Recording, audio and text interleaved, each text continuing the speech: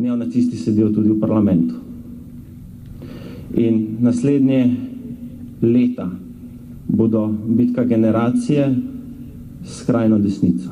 In kakršnikoli klici po veliki koaliciji z leve so v resnici izdaja lastnih vrednot. In temu bomo mogli v prihodnem letu in pol odločno reči ne. Slovenke in Slovenci imamo to srečo, ki je marsikateri drug narod nima, da svetnikov nismo imeli v knjigah, ampak smo jih imeli v praksi.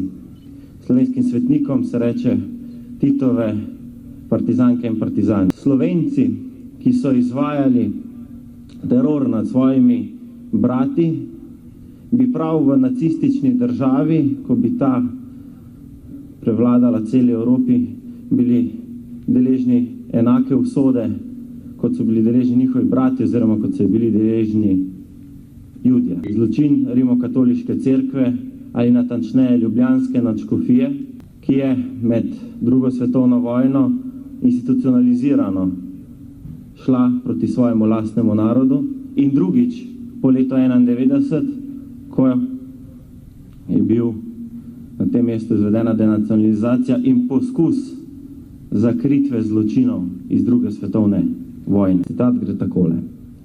Ko so prišli po Rome, sem bil tiho, nisem bil Rom.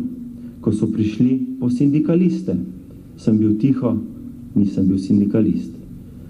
Ko so prišli po Jude, sem bil tiho, nisem bil Jud. Na koncu sem ostal sam.